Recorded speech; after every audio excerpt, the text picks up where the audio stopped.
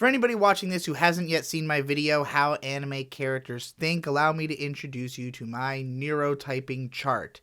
This is my attempt to classify the ways that people think based on essentially different brain schema that affect the way that people interpret and understand information, the way that they are able to communicate information. I classified that into different categories based on how linear someone's thinking is and how lexical someone's thinking is. Being linear means that you basically have one continuous train of thought. You are always caught up in the current moment. You're not really paying attention to or thinking about multiple things at the same time. You are very much, unitask minded in the thing that you are doing. Whereas more lateral thinkers will tend to be thinking about more than one thing at the same time. Their thoughts tend to feel more like a cloud than a chain of thoughts. Like there are all these different ideas kind of floating around in your head at the same time. And as a result, it is more difficult to place yourself within a current moment. You don't feel as connected to your body. You don't feel as connected to the here and now, the events happening around you. You might have less of a reaction to the things happening around you because you are so pulled back, thinking about so many other things. Or if you are taking in an event with all of your attention, then you're thinking about it in lots of different ways at once, and it can be confusing to even figure out how to feel with all of that going on. Now, if you are a more lexical thinker, it means that you understand things best through words. You are capable of explaining things pretty easily. If somebody asked you to explain yourself, you would give them an explanation pretty quickly. You would know exactly what to say, essentially. Because you feel as though the world operates under a clear set of rules and that there is a right way to be, that there is a correct frame of speech that you could use, and you know what it is. And if you don't know what it is, you wouldn't use it. You wouldn't communicate in terms you don't understand. You would just say that you don't know, or that it's something that can't be known.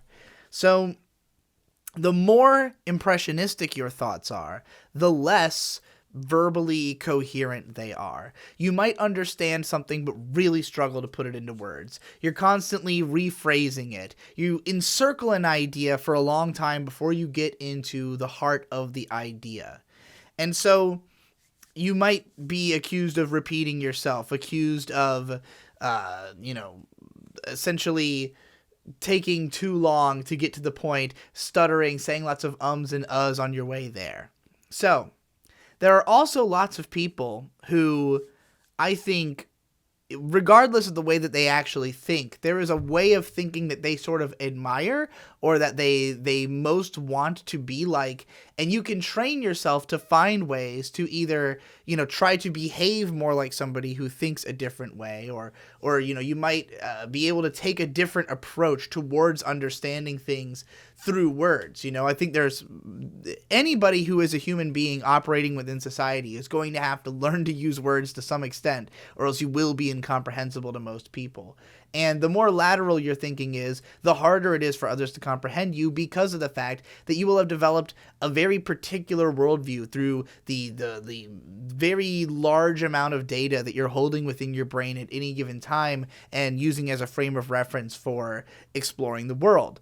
So I think that lateral thinkers, because they are so pulled back, because they are so much more fixated on details and all the minutia of the world, they tend to come off as more robotic to outside, observers. But there are people who are more robotic in a more lexical kind of way. People who, maybe are great at doing coding and stuff like that, because of the fact that they can literally memorize large strings of numbers and literally remember where they typed what within that string. Whereas somebody who might be good at code while being an impressionist is somebody who wouldn't be able to literally describe the code, but through looking at it could get a grasp of it just by seeing the whole thing and just understanding how code works, what the formulas are, through having observed it. So people who are more visual learners, who are more audio learners, people who learn through metaphor,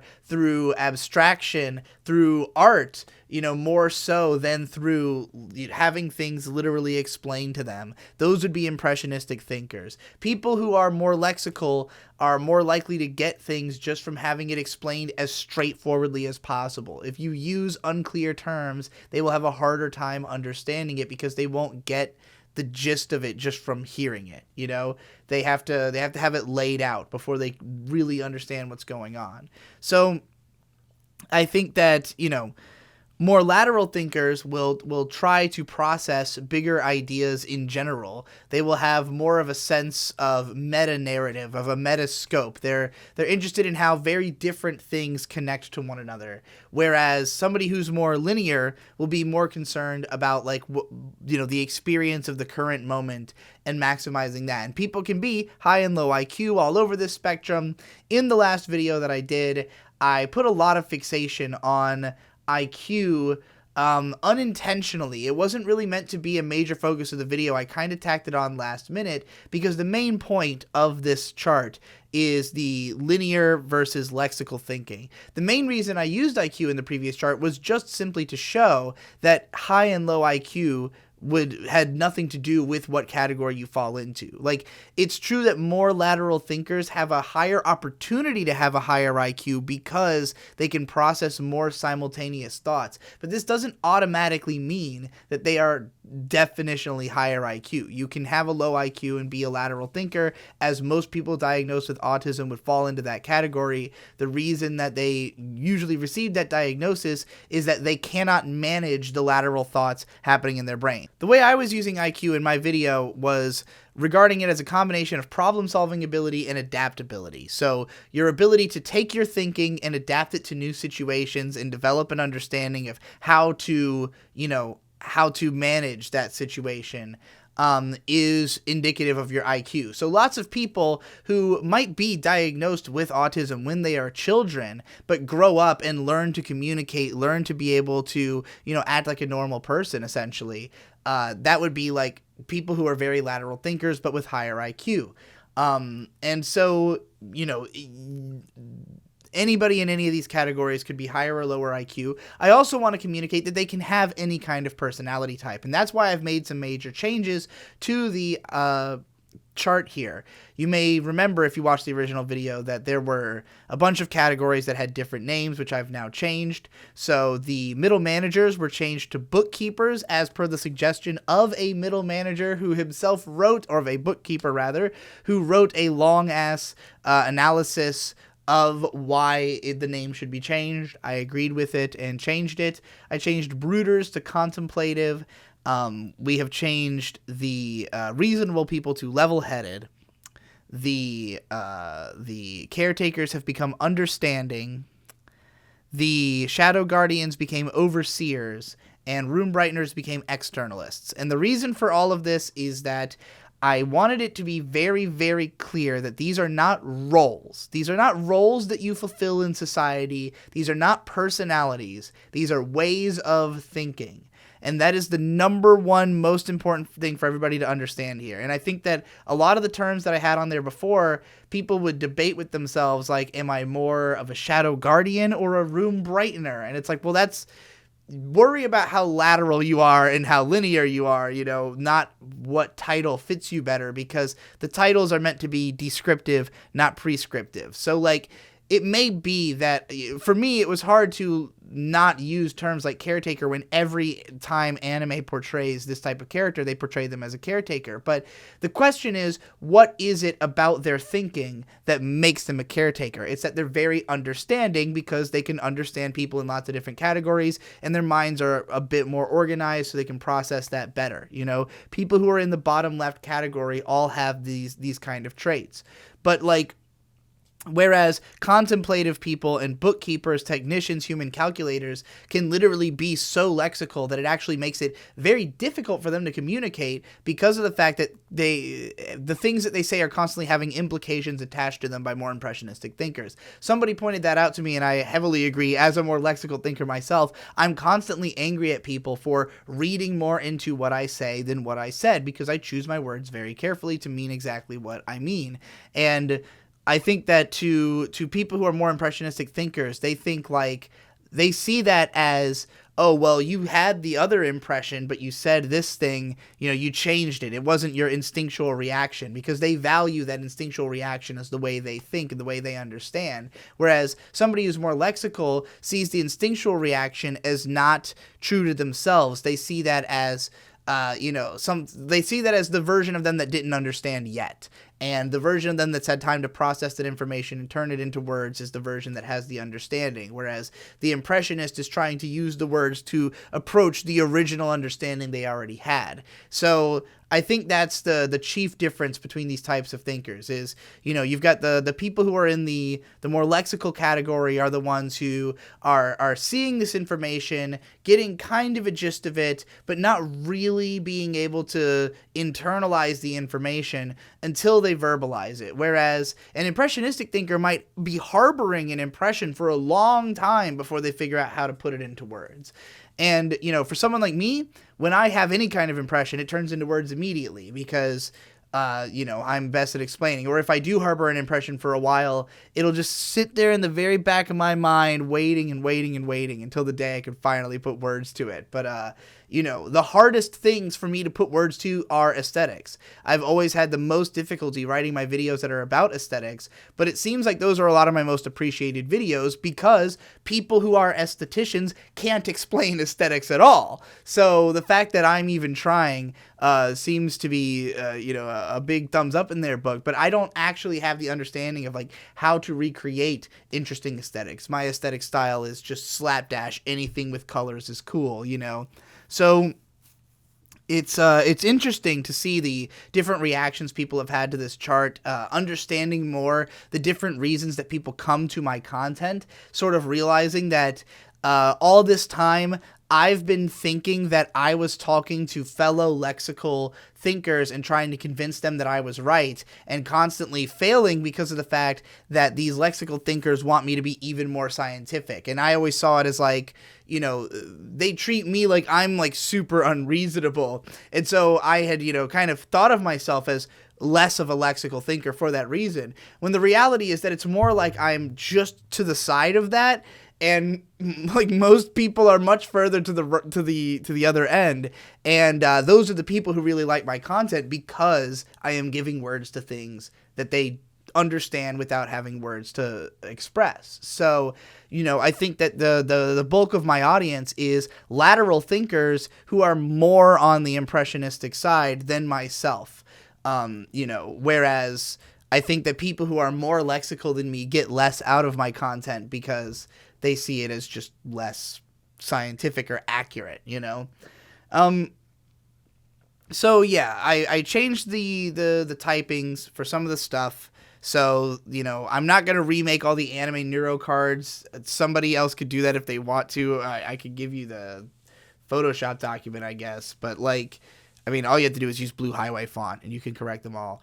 But because I did put the blanks of each color in its respective section, or you can make your own. Mine look like shit. So as you can see here, I had changed my chart. I'm gonna go ahead and do this PCP one. So anybody who follows me and my friends in the PCP, I'll break this down, and maybe this will help you to understand. So we'll just go from the top down, starting with Devu, who I put into the new types category. Devu is someone who, when he tries to explain something, encircles the point continuously for a long time, sharing impressionistic, very imprecise terms, trying to zero in on something, trying to slowly navigate towards the point he's trying to make, but never quite feeling like he made it all the way there, and therefore feeling the need to continually re-explain again and again. This is because his thinking is extremely impressionistic, as you can see in the types of art that he enjoys and the games that he designs and things like that. He is very, very, very much an aesthetic thinker. Munchie, similarly, one of the traits that you'll notice in these people is people who are more impressionistic is they will change their minds much more often. They will drop what they're saying in the middle of it, lose interest in the point they're making, feel as though the words aren't good enough, or they might even express themselves in such a way where it seems as though they actively hate the words coming out of their mouth, like speaking disgusts them. And with Munchie, you can see the highly lateral version of that, which is to just belt through your words, to just be trying to get rid of them as fast as possible and make up new ones to take their place.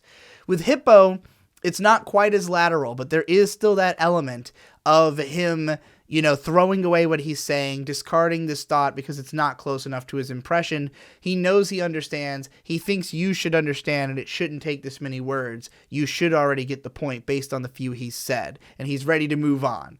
I put Mage into a similar category, someone who seems to sort of feel defeated by her own words some of the time. So that takes care of the more impressionistic thinkers on the far end.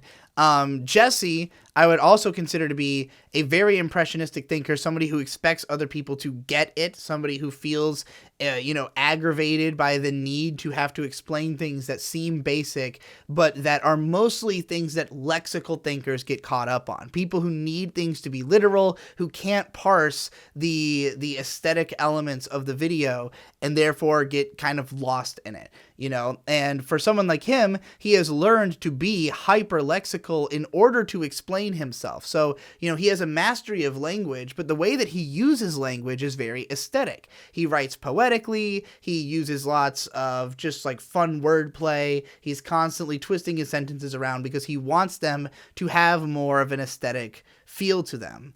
Ben Saint is similar. He is somebody who is not as good at making a coherent argument per se, but he can express something in a sort of fantastical way. He can tell stories, he can use metaphors, he can use imagery to make people understand bigger concepts. In fact, he's quite good at capturing a lot of concept in just a little bit of, detail. So, I would say that he is, in the externalists category, formerly known as room brighteners, but neighboring on the other stuff. I myself consider myself to be very lateral and pretty lexical. Obviously, I have, an imaginative side. I have a side and I'm obsessed with aesthetics. I am in love with aesthetics. I want to better understand, to indulge in aesthetics. I think aesthetic thinkers are cool, and more lexical thinking than my own drives me insane. So it probably seems like, if you consume my content is obviously extremely lexical, but that comes naturally to me. There's no struggle. There's no difficulty writing my scripts. They come out of flow state. So, it's pretty easy for me to do that kind of writing. People who I put down into more of the slightly more linear and slightly more lexical categories. Nate obviously is the most lexical person probably that I know. Very much somebody who thinks in terms of rule sets, who wants to have very clearly understood parameters for everything. Like myself, he is obviously somebody who indulges with impressionistic ideas, but he really needs to break them down lexically in order to feel anything about them.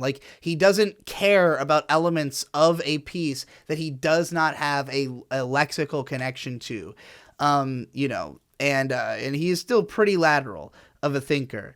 Tom, I put more in the understanding category. He's somebody who I think does consider there to be rules and to be a way that the world is understood, that he more or less tries to follow, but he also understands that there is this gray area, this more impressionistic side. He has some attunement to it, even if he doesn't necessarily think in more impressionistic terms, which is why something like 3D modeling is so good for him, because it's something that is more of a technician kind of, thought process behind it while still being an aesthetic trade. Mumkey Jones and Mother's Basement I put on here as well, former PCP members, just because I wanted to sort of signify, I do think Mumkey is somebody who is a bit less lateral than the rest of the PCP for the most part, but also very lexical, in that he very much thinks of the world in terms of rules that are in place, and that breaking the rules is what is sort of funny, Whereas Mother's Basement, I put down straight in the bookkeeper's category. Definitely very linear. If you've ever talked to him on a podcast, he's not somebody who can be interrupted and remember what he was talking about.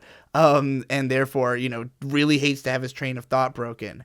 But, also, fairly lexical. He also is somebody who very much talks about things in terms of like the rules as they stand. He might even be more lexical than I placed him.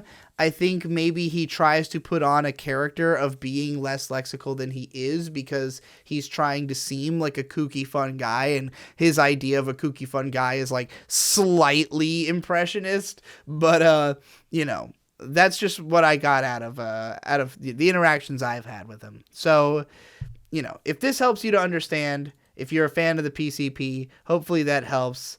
I also did one for the Dick Show. If you're a fan of the Dick Show, I'm not going to go into this. I'll probably go on the Dick Show to talk about it if Dick is interested, because he did watch this.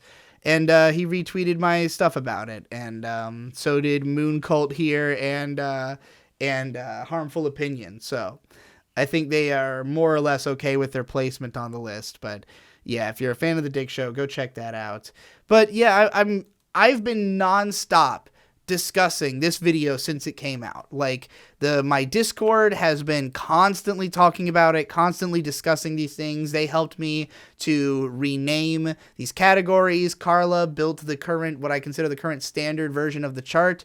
I wanted to show that the way that this chart, that I want you to use it, like with the PCP heads, obviously I made them quite big. They're not occupying just one point on the chart. They're kind of in an area, because I really wanted to communicate the idea that like nobody is probably going to be just one of these things unless they're square in the middle of it. But like more likely they're somewhere nebulously in one of these areas, So I kind of wanted to put everybody over like 4 to 6 blocks, so you got the sense of like, or 4 to 9 I meant to say 6 to 9 blocks. 6 to 9 blocks to kind of indicate where they generally sit. So that's the way I'd encourage you to use the chart. That's why I like this version of the chart. And yeah, I'm going to make a shit ton of videos about this. In fact, tomorrow I'm going to do a live stream with May on the Corrupting Your Kids channel, where she has been doing live streams pretty regularly. She's planning to do them even more regularly once the school semester is over, I think. So, make sure you're subscribed to that channel. But we're going to be live streaming, and I'm going to neurotype YouTubers. It's just going to be me and whoever else is on the podcast, the live stream rather, just discussing the neurotypes of as many YouTubers as we feel like. So that'll probably be a ton of fun.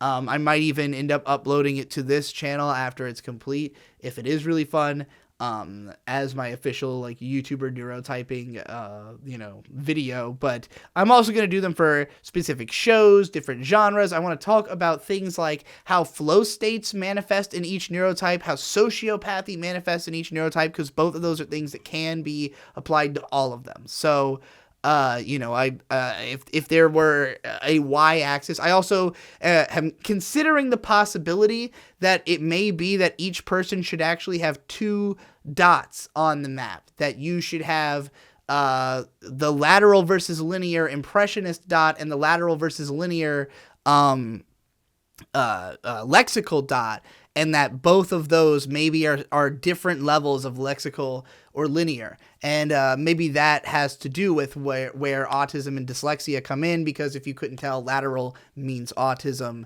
Anybody who's on the lateral side of the chart would be diagnosable with autism if it was detected, if they were considered to have it, or ADHD or something like that. But like, the more lateral, the more autistic. The more impressionist, the more dyslexic. That is essentially what this is. So, I forgot to mention, I also created a Reddit board called r/neurotyping, specifically so you could go and create threads for any anime character, any character in anything, any internet personality, any characters at all, debate their neurotypes. I want us to, as a community, come to actual decisions. Like, I want us to have final decisions about each character's neurotyping, so that we can eventually plot a gigantic graph of every character ever and all agree on it. Hopefully all of that's clear. And thanks again for watching. Come to tomorrow's stream, donate via PayPal, and I'll see you in the next one.